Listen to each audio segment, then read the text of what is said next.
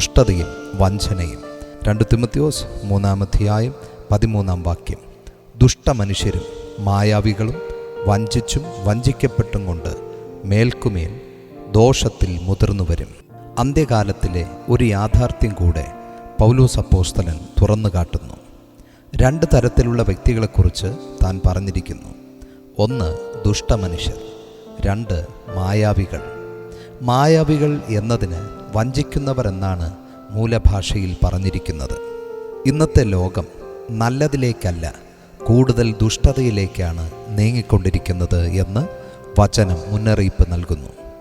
കൂടുതൽ ദുഷ്ടതയിൽ മുന്നേറ്റമുണ്ടാകുന്നു. തൽഫലമായി പാപത്തെ സാധാരണയായി കാണപ്പെടുന്നു. ദുഷ്ടത ന്യായീകരിക്കപ്പെടുന്നു. സത്യം പരിഹസിക്കപ്പെടുന്നു. ദൈവത്തെ ഭയപ്പെടാത്ത സമൂഹം ഈ അനുഭവങ്ങളിലേക്ക് നീങ്ങുന്നു. ഇവിടെ വഞ്ചനയുടെ ഇരട്ട സ്വഭാവം കാണുന്നു. വഞ്ചിക്കുക, വഞ്ചിതരാകുക. അവർ മറ്റുള്ളവരെ വഞ്ചിക്കുന്നു, അതോടൊപ്പം സ്വയം വഞ്ചിതരായി തീരുന്നു.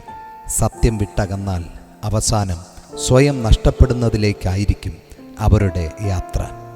ഇത്തരത്തിലുള്ള ഈ കാലത്ത് ഒരു ക്രിസ്ത്യാനി എല്ലാവരെയും വിശ്വസിക്കുകയോ അംഗീകരിക്കുകയോ ചെയ്യാതെ വചനത്താൽ പരിശോധിക്കണം.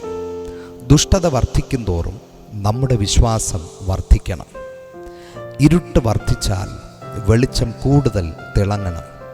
പ്രിയമുള്ളവരെ, ബുദ്ധിമാന്റെ ജീവയാത്ര മേലോട്ടാകുന്നു എന്ന് വചനം പറയുന്നത് പോലെ ലോകം താഴേക്ക് പോകുമ്പോൾ ക്രിസ്ത്യാനി മേലോട്ട് പോകണം.